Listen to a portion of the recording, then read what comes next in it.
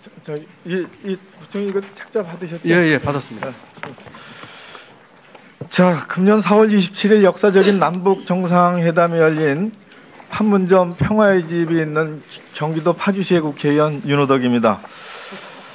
부총리, 지난 1년 동안 이 강남 지역, 서울 지역의 부동산 급등으로 국민들이 아주 걱정이 많습니다.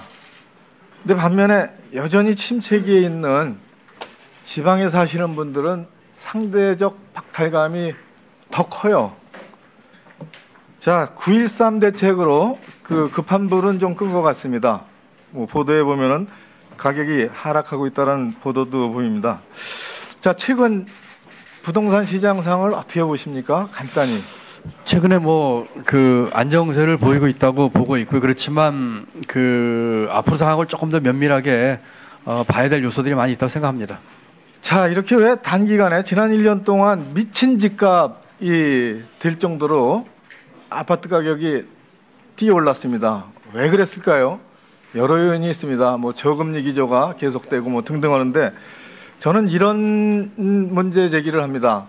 민간 임대주택 사업자에 대한 과도한 세제 금융 혜택이 이들이 임대주택으로 등록하면서 추가 매수에 나섰기 때문에 그 혜택을 보려고 추가 매수에 나섰기 때문에 그로 인한 급등 현상이 일어났다라고 저는 분석을 합니다. 자, 표를 보시고 이 책의 51페이지에 있습니다.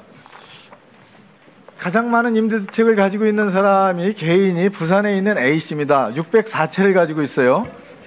자, 604채를 가지고 있는데 604채에 대해서 여기에 표에 있는 취득세 60제곱미터 이하일 때는 취득세를 면제시켜주고 또 재산세를 면제시켜주고 소득세를 75%를 감면해주고 또 양도소득세를 면제해주고 이렇게 됩니다. 실제가 그렇죠. 604채에 대해서 다 이런 세제 혜택을 주게 되죠. 그렇습니다. 예. 예.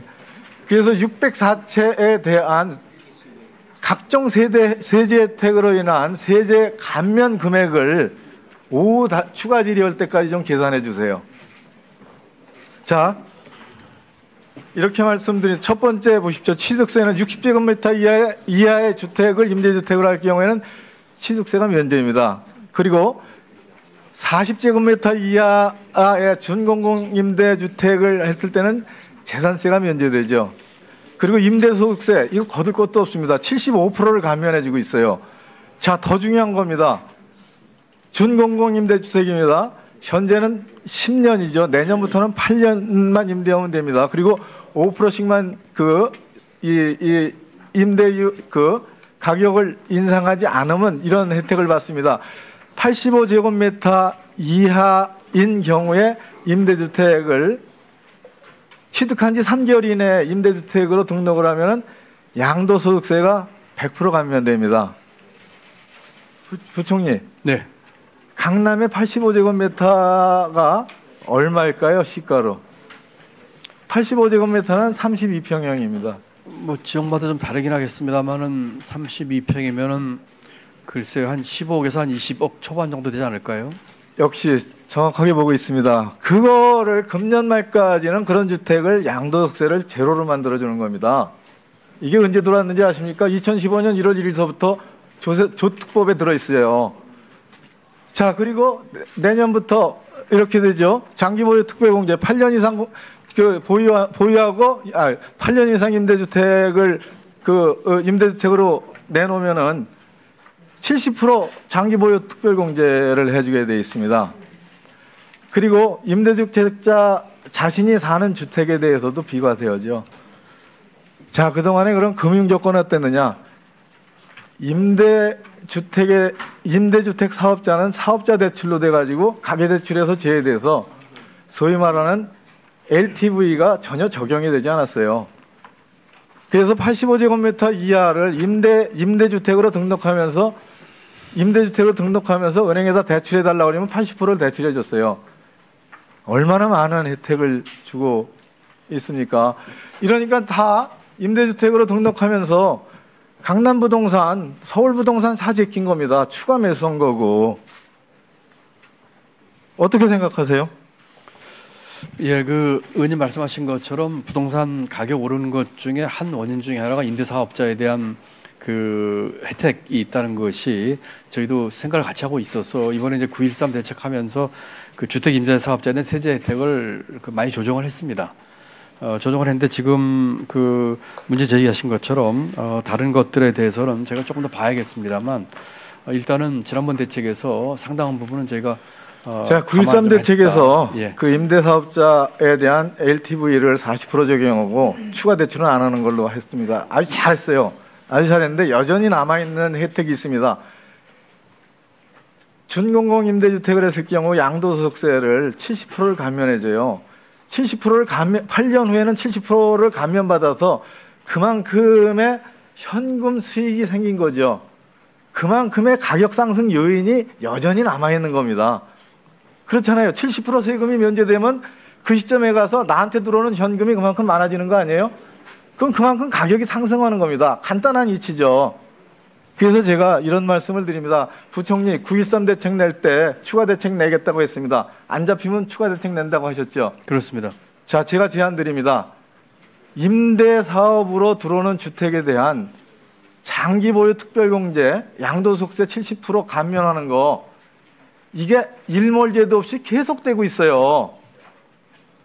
이거 제발 일몰제를 적용해서 제로로 만들거나 그죠? 장기 보유 특별공제 기본 세율이 뭡니까? 30%예요. 30% 정도만 적용합시다.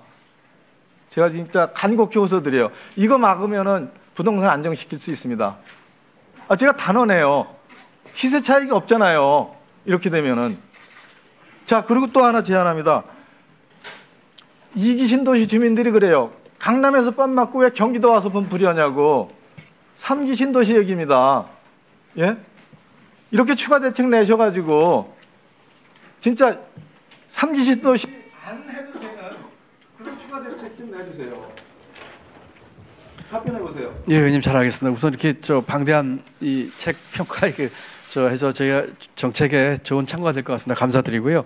그 지난번 9.13에서 이제 그 임대사업자에 대한 혜택을 줄였습니다. 예를 들면은 그 조정지역 내에 이제 양도소득세 중과를 다시 살렸다든지 또는 그 종부세 다시 부과하겠다든지 하는 식으로 했습니다만은 지금 말씀하신 거를 저희가 한번 검토해 보겠습니다.